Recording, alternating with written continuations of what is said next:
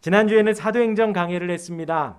사도 바울 주변에 바울을 사랑하는 사람들이, 형제 자매들이 바울에게 예루살렘에 들어가지 말라고 권면을 했습니다. 가면 결박당하고 가면 고난을 당한다 하여서 들어가지 말라 하였습니다. 하지만 바울은 내가 달려갈 길과 주 예수께 받은 사명, 곧 하나님의 은혜의 복음을 증언하는 일에는 자기가 생명조차 조금도 귀한 것으로 여기지 아니하노라 라고 하면서 내 마음을 상하게 하지 말라. 그 대사도 바울도 마음이 막 흔들린 거죠. 그 자리가 주께서 인도하신 자리여서 가기는 하지만 또 한편으로는 마음에 또 어려움도 있었던 것입니다. 마음에 상하지 하지 말라고 이야기를 합니다. 그리고 또 말하기를 주 예수의 이름을 위하여 결박을 당할 뿐 아니라 예루살렘에서 죽을 것도 각오하노라 라고 하면서 예수님을 위해서 죽을 것 또한도 결심했다고 바울이 말을 합니다. 그 바울은 어떤 사람이었지요?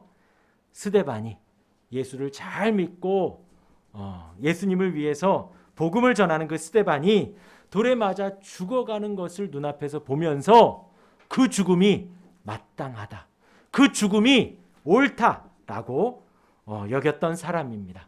그리고 그 일 이후에 공문을 받아서 전국을 다니며 예수 믿는 사람을 핍박하려고 잡아 넣으려고 했던 사람이 바로 그 바울입니다.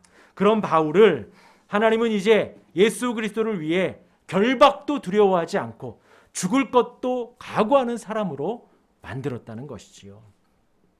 그리고 제가 지난주에 예를 들기를 이지선 교수님을 말씀을 드렸습니다. 온몸에 심한 화상을 입고 여러 차례 수술을 하고 결국 손가락을 절단하고 얼굴에 피부 이식을 했던 그런 자매이지요. 하나님은 이 교수님도 온몸에 화상을 입었지만 이제는 감사하는 인생으로, 행복한 인생으로 살 수 있도록 구원하셨다는 것이지요. 바울을 변화시키시고 그 이지성 교수님을 변화시킨 그 하나님이 저와 여러분들을 택하시고 하나님의 뜻을 이루시며 구원으로 인도해 가십니다. 할렐루야. 오늘은 사도행전을 잠시 쉬고요. 돌아오는 금요일 특별한 금요기도회에 맞추어서 기도에 대한 설교를 하려고 합니다. 오늘 본문은 마태복음 6장이지요. 예수님께서 산에서 말씀을 전하시는 산상수훈, 산상수훈의 메시지 중 한 부분입니다. 그 시작을 보면 예수님께서 산 중턱에 계시고 많은 무리가 예수님께 나왔다고 했습니다. 너희는 복이 있다, 심령이 가난한 자들아. 너희는 복이 있다. 예수님께서 사랑의 선포를 하시죠. 그러할 때 너희는 천국을 소유할 것이고 주님으로 인하여 애통하는 너희들아, 너희가 복이 있다. 너희가 하나님의 위로를 받을 것이다. 하나님의 온유함을 전하는 너희는 복이 있다. 이 땅을 기업으로 누릴 것이다 라고 하면서 팔복에 대해서 말씀하셨습니다. 그 팔복을 쫓는 이들, 그 말씀을 듣기 위해서 나온 사람들, 오늘 이 기도에 대한 말씀, 그리고 이 산상수훈에 적용되는 모든 말씀은 사실 정확하게 이야기를 하면 세상에 있는 사람들, 온 세상 사람들에게 하는 말씀이 아니라 지금 예수님 산 중턱에 앉아 계셔 그 예수님을 보고 예수님의 말씀을 듣기 위하여 나아오는 구별된 사람들이라는 것입니다. 그들에게 예수님은 계속해서 말씀하십니다. 예수님이 이 땅에 오신 것은 율법을 폐하러 오신 것이 아니라 율법을 완성하기 위하여 오셨다. 여러 번 말씀드렸죠. 예수님이 성육신하셔서 이 땅에서 33년의 인생을 사는 그 인생이 율법을 무시하고 율법을 없애려고 하신 것이 아니라 그 율법 아래에서 태어나셔서 그 모든 율법을 준행하시고 죽기까지 그 율법을 완성하셨다라고 말씀을 드렸습니다. 그러면서 그 예수를 믿고 따르는, 지금 예수님의 말씀을 들으려고 온 그들에게 율법이 의로운 것이다 라고 말씀을 하시면서 그들을 향하여서 예수님의 말씀을 사모하고 듣는 그들을 향하여서 노하지 말라. 그리고 간음하지 말라. 그러면서 간음은 다른 게 아니다. 이성을 보고 음욕을 품는 것이 이미 간음하였다라고 이야기를 하시고 악한 자를 대적하지 말라고 합니다. 악한 자가 와서 오른뼘 뺨을 치면 어떻게 하라고요? 같이 멱살잡이하고 왼뺨을 쳐라가 아니라 왼뺨도 돌려대라. 그만큼 그 다음 구절이 원수를 사랑하고 원수를 위하여 기도하라는 말씀이에요. 그러니까 나를 친 이때 당시 오른뼘 뺨을 치면은요, 제가 오른손으로 치면 여러분들의 왼쪽이에요, 그죠? 그러니까 오른쪽을 맞으려면 이렇게 쳐야 돼요. 그러니까 이것보다도 이게 더 기분이 나쁜 거예요. 그러니까 그런 의미예요. 제가 만들어낸 게 아니라 이렇게 기분 나쁘게 한 대를 탁 맞았을 때 같이 멱살잡이 하지 말고 왼뺨도 돌려대라는 거예요. 겉옷을 달라 하면 속옷까지도 주고, 오리를 같이 가자고 하면 나 다리 아파 안 가가 아니라 심리를 동행하라. 예수님이 온 세상 사람들을 향하여 그렇게 말씀하시는 것이 아니라 예수님을 사랑하고 예수님의 말씀을 듣고 주님을 보려고 오는 그들에게 지금 성경 말씀을 풀어서 설명해 주고 계십니다. 지금 이런 말씀을 산상수훈의 말씀을 쭉 하시는 거예요. 그리고 우리가 읽은 오늘 6장 5절의 말씀 그 위에 보면 기도를 가르치시기 전에 구제에 대한 말씀 또한 하십니다. 이때에도 구제가 있었나 봐요. 근데 구제를 하면 온 모든 거기 사람들이 다 알도록 떠벌렸던 것이지요. 그래서 구제는 남들 보라고 하지 말고 남들 들으라고 하지 말고 은밀하게 하라고 하십니다. 왜냐하면 하나님이 갚으신다는 거예요. 다른 사람이 알게 해서는 안 되고, 여기 표현에 너는 구제할 때에 오른손이 하는 것을 왼손이 모르게 하여. 자, 한번 해보십시오. 오른손이 하는 일을 왼손이 모르게 어떻게 해요? 예, 그것은 오른손이 하는 것을 왼손이 모르게 어떻게 해야 돼요? 아니에요. 그만큼 내가 모를 정도로 은밀하게 구제를 하라는 것이죠. 나도 모를 정도로, 남도 모르고 나도 깜빡 잊을 만큼으로 구제를 하라는 것입니다. 왜냐하면 내가 알고 남이 알게 되면 자만심과 자족감, 난 이렇게 했어, 난 이만큼 했어 라는 자기 만족에만 가득해져서 허영심만 가득해지고 외식과 가식만 남기 때문이지요. 그것은 결코 바른 신앙생활에서 옳지 않기에 구제를 할 때에 그렇게 해라. 그렇게 은밀함을 강조하시면서 오늘 말씀의 5절이 시작을 하는 것입니다. 우리 같이 5절 읽겠습니다. 시작. 또 너희는 기도할 때에 외식하는 자와 같이 하지 말라. 그들은 사람에게 보이려고 회당과 큰 거리 어귀에 서서 기도하기를 좋아하느니라. 내가 진실로 너희에게 이르노니 그들은 자기 상을 이미 받았느니라. 너희가 기도할 때에 외식하는 자와 같이, 지금 그렇게 막 떠벌리고 다니는 그들과 같이 기도하지 말라는 거예요. 그러니까 지금 우리가 읽은 오늘 5절부터 8절까지 하지 말라는 예수님의 기도가 두 개가 있습니다. 외식하는 기도, 또 중언부언하는 기도. 또 예수님이 하라는 기도가 있습니다. 하나는 은밀한 골방에서 하라는 기도, 또 하나는 이제 금요일 날 나눌 주님 가르쳐 주신 기도. 제가 24살 때 전도사 사역을 시작을 했습니다. 막 시작을 할 때에 제 주변 지인 중 한 분이 교회를 막 다니기 시작하셨어요. 평생 교회를 안 다니던 분이 교회에 등록을 하더니 주일을 빠짐없이 출석을 합니다. 그리고는 주중에 그 교회 목사님과 성경 공부를 합니다. 몇 개월을 하시더니 세례 또한도 받으시더라고요. 참 좋았습니다. 근데 그분이 세례받기 한 2주 전쯤으로 제가 기억을 해요. 그러니까 세례받기 전에 한 1주인가 2주 전에 저에게 진지하게 물으셨습니다. 기도를 어떻게 하는 거냐고. 그러니까 평생 교회를 안 다녀봐서 기도라는 것을 많이 이렇게 보고 또 교회에서 목사님과 공부하면서 기도 들었는데 기도를 도대체 무엇이고 어떻게 하는지를 모르겠다는 거예요. 그런데 제가 이제 설교 준비를 하면서 그때를 아무리 회상을 해봐도 제가 어떻게 답했는지는 기억이 나질 않습니다. 근데 그때의 느낌은 기억이 나요. 어떤 느낌이었냐면 되게 진지하게 기도 어떻게 하는 거냐라고 저에게 눈을 딱 마주치면서 딱 물으셨는데 제가 막 뚜렷하게 답을 못 해드린 거예요. 제 그때 당시 신앙생활 한 10년 정도 했고요. 열심히 했고요. 그리고 신학대학 간 지 한 1년 정도 된 상황이었습니다.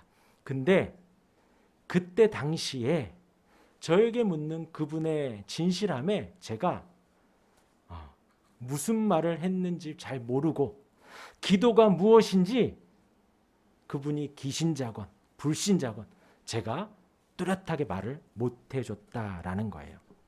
제가 배운 기도는 단순히 달라는 간구였던 거예요.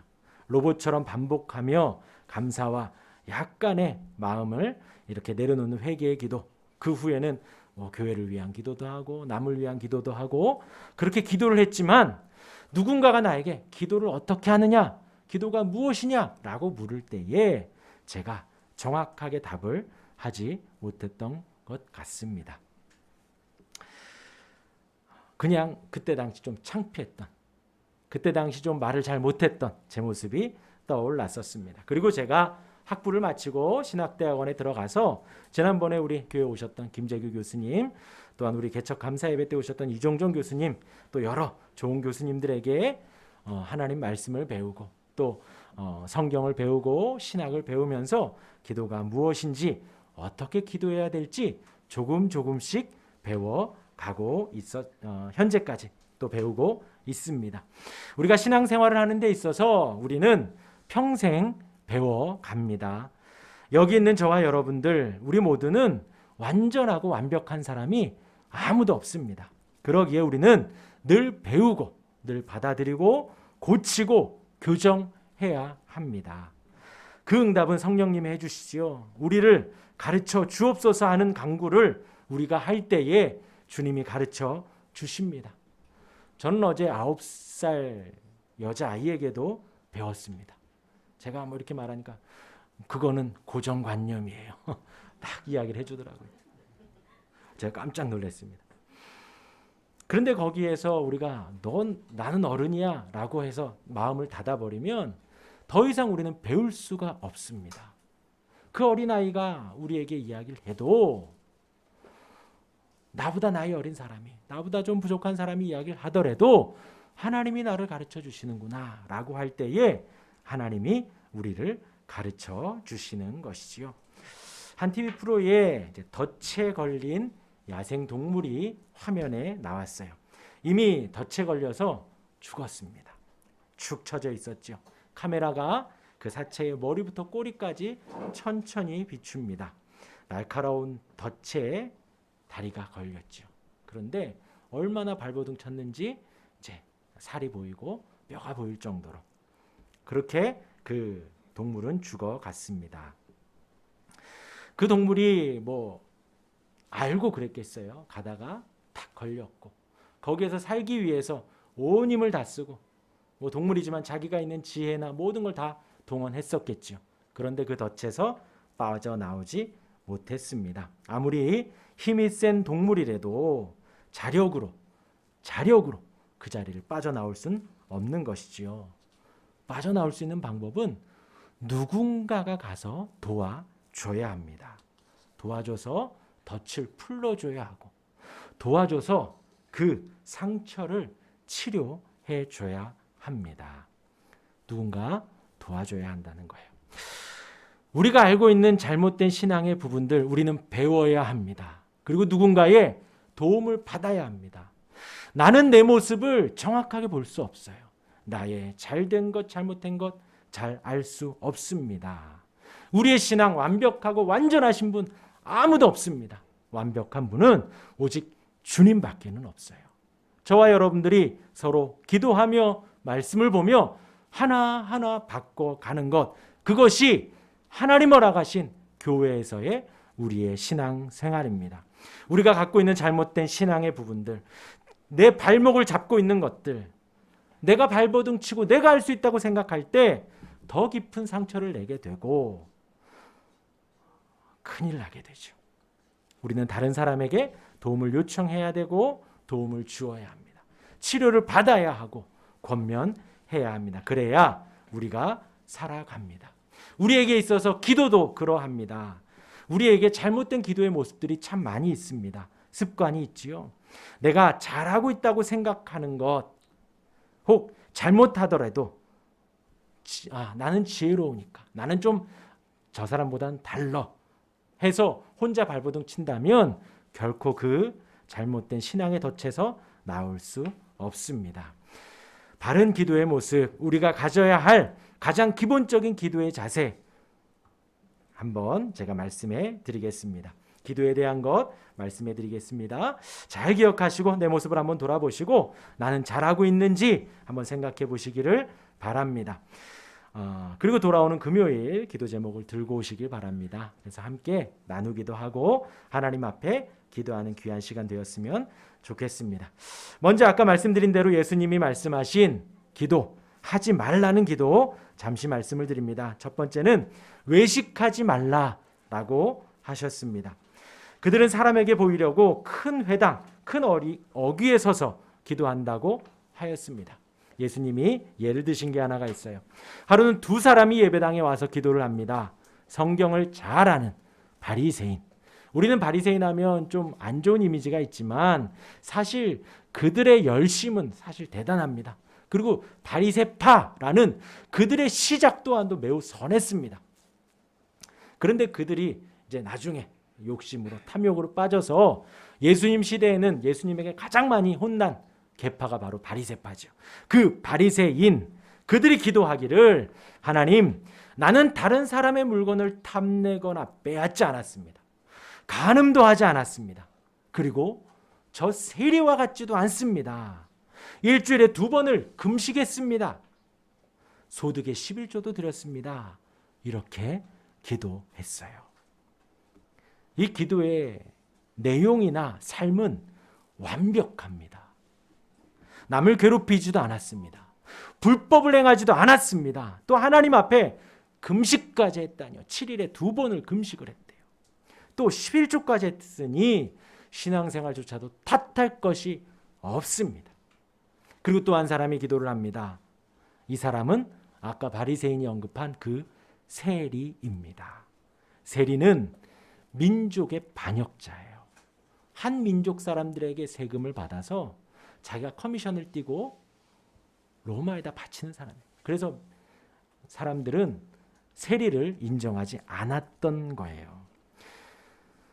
그런데 이 세리가 기도하기를 하늘을 쳐다보지도 못하고 가슴을 치며 하나님이여 나를 불쌍히 여기소서, 나는 죄인으로소이다 하고 기도합니다. 예수님은 이 두 사람을 말씀하시면서 성자 하나님이시지요. 하나님이신 그분이 이 두 사람을 언급을 하면서 그 세리를 의롭다고 칭찬하셨습니다. 그러면서 말씀하시기를 자신을 높이지 말라고, 낮추라고 가르쳐 주셨습니다. 그러니까 그리고 나서 들어보니 이 바리새인은 그 선한 일들을 하면서 자신을 한없이 높인 것입니다. 어디까지 높아졌는가? 자신이 하나님과 같이 높아졌다는 거예요. 하나님처럼 높아진 것입니다. 율법을 다 지키고 합법적으로 살아가며 흠없이 살아가며 내가 내 인생에, 내가 그 인생의 주인이 되고 하나님이 되어서 이제는 하나님 없이도 옳게 살아가고 하나님 없이도 신앙생활하고 하나님 없이도 하루하루를 살아가기에 충분했던 그 바리새인을 예수님은 인정하지 않았던 것이죠. 그러나 반면에 흠도 많고 잘못도 많지만 하나님 앞에 가슴을 치며 나를 불쌍히 여겨달라고, 나는 죄인이라고 낮추는, 사실 이건 낮춘다기보다도 겸손하기보다도 그냥 원래의 자리로 가는 것이죠. 원래의 자리. 하나님은 우리를 잘 아시는 전능하신 분입니다. 온 세상을 만드신 분이에요. 하나님이 왕이십니다. 통치하십니다. 우리는 피조물에 불과해요. 우리의 힘으로 할 수 있는 것은 아무것도 없습니다. 우리의 뜻대로 되는 것 아무것도 없어요. 그냥 단지 그것을 아는 원래의 모습. 나는 아무것도 할 수 없군요. 그리고 거룩하신 그분 앞에 나는 죄인입니다. 하나님 앞에 죽을 수 없는 자, 하나님 앞에 아무것도 할 수 없는 그 죄인입니다. 이렇게 기도했던 세리를 예수님이 칭찬하셨습니다. 아까 바리새인이 했던 모습이 바로 외식이죠. 외식. 자기를 높이고 자기를 높아가게 하고 자신만이 의롭고, 아까 그랬죠. 난 이 세리와도 같지 않습니다. 세리는 불의하고 자기는 의롭다는 거예요. 하나님만큼 내가 자라가서 모든 행동이 합법적이고 종교적이고 신실하면서 그것이 외식인 거예요. 그래서 우리가 외식을 하지 않으려면, 우리가 낮아지려면, 나를 낮추는 것의 1번은 하나님을 바로 아는 것입니다. 하나님이 얼마나 능하신가, 하나님이 얼마나 사랑이 많으신가, 하나님이 얼마나 은혜로우신가. 그러니까 그런 거 없이요, 하나님에 대한 선지식 없이 나를 낮추면 그냥 자기 동굴에 빠지는 그것밖엔 되지 않아요. 그러나 하나님이 얼마나 전능하신지, 하나님이 사랑이 얼마나 많으신지, 얼마나 은혜로우신지 알고 그 하나님 앞에 비추어 나를 보면 그때에 우리의 참된 겸손함, 참된 낮아짐이 나옵니다.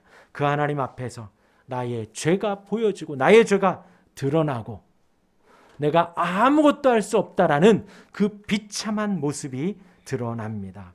하나님 앞에 내가 얼마나 위선덩어리인지, 얼마나 무능한지, 그럴 때에 우리의 마음이 진정 낮아집니다. 바른 기도의 시작, 진실한 기도의 시작, 바로 그것에서부터 시작하는 거예요. 하나님을 바로 아는 것. 하나님이 그 하나님 앞에 나를 바로 내어 놓는 것. 예, 조마조마하지 않으셔도 돼요. 아, 이 기도 돼야 되고 저 기도 돼야 되고, 예, 그런 마음 갖지 않으시고 살아계신 하나님 앞에, 사랑의 하나님 앞에 내 모습을 있는 그대로 내려놓는 것, 그것이 처음입니다. 기억하시길 바랍니다. 이 6장을 예수님이 말씀하시기 이전에 산상수훈의 내용들이 쭉 있었어요. 산에 있는 예수님에게로 나오는 무리들, 그들에게 복 있는 자들이라 그랬습니다. 너희들은 참 복된 자들이다. 주님께로 나아오니 너희들은 참 복된 자들이다. 주님이 없다고 애통해하니 너희들은 참 복된 자들이다.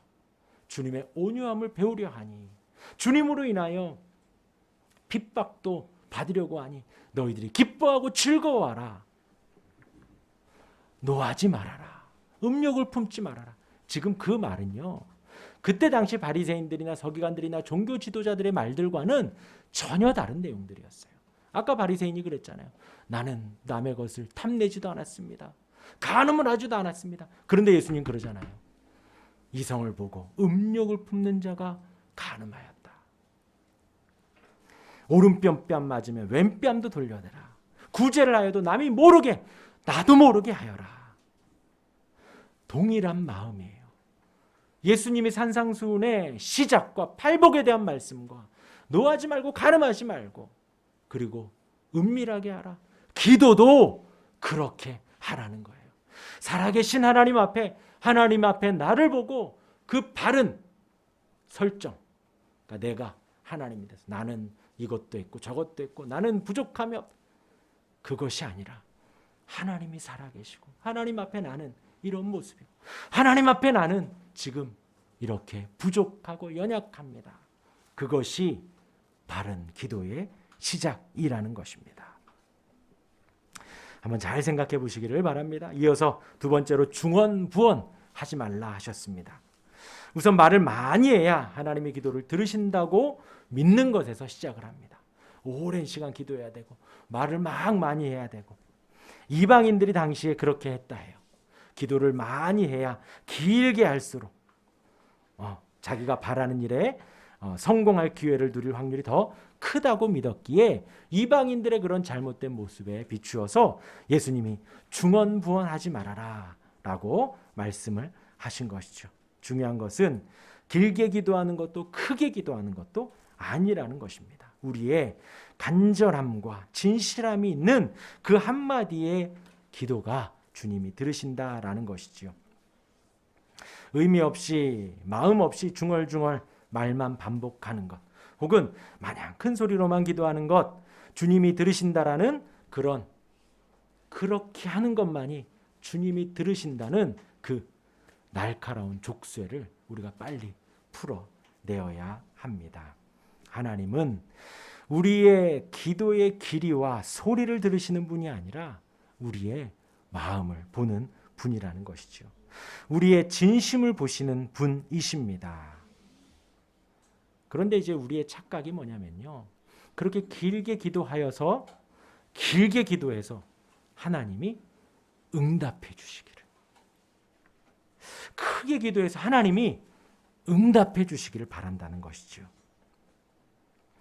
하나님이 응답해 주셔야 그 다음이 뭐냐면요, 사실 그래야 하나님이 살아계셔, 그래야 하나님이 나를 사랑하셔 라고 우리는 생각을 한다는 거예요. 그런데 그것이 중요한 게 아니죠. 우리의 기도의 잘못됨은 우리가 막 기도하면서 가와 부가 있습니다. 하나님이 응답해 주셔야 되고, 하나님이 응답 안 해주시면 안 됩니다 하고. 그런데 아까 우리 말씀드린 대로 하나님이 온 세상을 다스리십니다. 하나님이 온 세상을 통치하셔요. 나를 얼마나 사랑하시는지 아들까지 보내주셨어요. 하나밖에 없는 아들까지 보내주시며 나를 구원하시기 위해서 내가 그 십자가를 지어야 되는데, 그 비참함을, 그 벌거벗겨지고 십자가에 많은 사람들의 조롱과 아픔을 내가 당해야 되는데, 나 대신 하나님은 아들을 보내주신 거예요. 그렇게 날 사랑하시는 분이 때에 따라 허락하시기도 하고 때에 따라 거두어 가시기도 한다는 거예요. 때에 따라 응 좋아 그래 해줄게, 때에 따라 아니야 지금 아니야 거부하시기도 한다는 거예요. 때에 따라서 조금만 더 기다려라, 조금만 더 기다려라, 지금은 아니다 하고 기다리게 하실 수도 있다는 거예요. 우리의 인생에서 중요한 것은 무엇이냐? 사실 성경의 흐름을 보면요, 우리는 예수 믿으면 구원받습니다. 나의 구원, 나의 구원. 나의 구원보다도 더 중요한 것은 하나님의 영광이 나타나는 거예요. 하나님의 왕됨이 드러나고 하나님의 통치가 나타나고 하나님의 천국이, 하나님의 나라가 증거되는 것이 사실 제일 먼저예요. 그래서 성경의 처음이 태초에 하나님이 천지를 창조하시니라. 온 세상을 만드신 하나님이, 온 세상을 다스리신 하나님이 드러나는 것, 그것이 제일 중요한 거예요. 무엇보다도요, 기도의 응답보다도. 기도 응답이 해주시면 너무 좋죠. 안 해주셔도 하나님의 영광이 나타나면 돼요. 조금 늦더라도 하나님의 나라가 확장되면 됩니다. 하나님의 은혜가, 사랑이 드러나면 된다는 거예요. 그 가운데에 중언부언하지 말라는 거죠. 중언부언한다고 하나님이 들으시고 안 들으시고가 아니기 때문에 내가 하고 싶은 기도 천천히 하시기 바랍니다. 하시면서 하나님의 주권을 절대로 잊으면 안 돼요. 하나님, 좀 건강하고 싶습니다. 하나님, 조금 안 아팠으면 좋겠어요. 하나님, 물질이 조금 채워졌으면 좋겠어요. 좋습니다. 다 기도하셔도 돼요. 그러나 안 해주신다고 해서 우리 세움이 밥 안 주면 막 울죠. 그렇게 그럼 먹여야죠. 그런데 이제 다 큰 아이에게 조금만 2시간 있으면 밥 먹으니 조금만 기다려 할 수 있습니다. 하나님이 우리를 사랑하시는 하나님이 알아서 우리에게 허락하시고 거두어 가시는 그 모든 걸 인정하며 우리가 기도하는 거예요. 그러면서 하라고 하신 것, 골방에 들어가서 기도하라 하셨습니다. 개인적인 기도실, 공적인 대중기도나 대표기도를 금하라는 것이 아니죠. 그리고 각 집집마다 꼭 골방을 만들어라, 기도하는 곳을 만들어라, 그것이 아니지요. 골방, 오직 하나님과 나와 단둘이 있는 그런 기도를 하라는 것입니다. 우리의 마음 자세인 것이지요. 당시 바리새인들이나 율법주의자들은 공적인 장소에서 공공연하게 기도를 하였습니다. 그렇게 하나님 앞에 인정받으려 하기보다 여기 한가운데서 기도하면서 나 이렇게 기도한다라고 사람들에게 나타내고 드러내려고 했던 것이에요. 그런데 하나님 그렇게 하지 말라는 것이죠. 은밀한 시간에 은밀한 장소에서 하나님과 나만, 절대로 그렇게 집에서 기도하실 때 예능 가지고 가지 마시고 하나님과 나만 대할 수 있는, 그리고 기도에 어려움을 갖지 마시길 바랍니다. 아까 말씀드렸지요. 하나님을 알아야 된다 그랬어요. 말씀을 보시는 것도 기도입니다. 기도하는 것도 말씀을 보는 겁니다. 하나님을 알아가며 그 말씀의 내용을 갖고 한마디 한마디 기도하시고, 기도하시면서 말씀을 인용하여 기도하시기를 바랍니다. 그 시작은 바로 이 시간 주일 예배고요. 그 시작은 수요 예배와 금요 기도회로 이어지고요.